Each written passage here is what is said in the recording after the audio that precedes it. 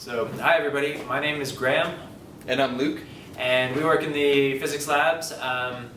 We are starting a little series of videos about lab skills. We want to address some common problems that people kind of encounter when they're doing their laboratories and see if we can make it a little easier to proceed through the labs without running into some common errors that crop up. The lab we're talking about today is a lab in PCS 120 where you measure the acceleration of gravity on an incline by changing the angle of incline and measuring the speed as the cart rolls down the track. So if you just pull the cart up the track, as you can see, we have the cart roll down. We have a sensor that measures its progress from the top of the track. So at that point, what we ask people to do is actually measure the angle of the track by using trigonometry. So let's consider some possible approaches. First, start with your lab bench. We're going to add a riser to your bench. And in a moment, we add the ramp.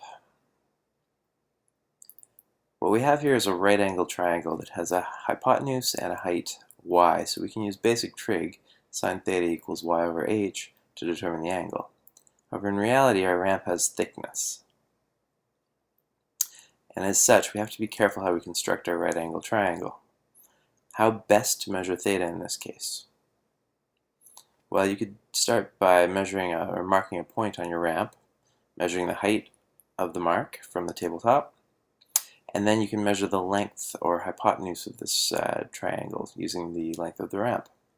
So now you can do the math, sine theta equals y over h. However, we've made a mistake in this case. We've erred. If you look closely, our choice of h and y don't actually form a right angle triangle. Here's a better method. Mark the bottom edge of your ramp instead of the top edge. Now you can measure y and h. In this case, we have a proper right angle triangle, and sine theta equals y over h. So there you go.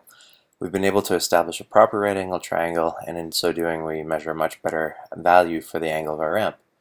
So consider your methods carefully, read the instructions closely, and try to avoid lazy mistakes.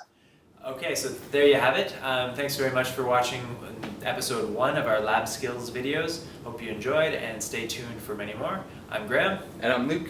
And we'll see you soon. All right.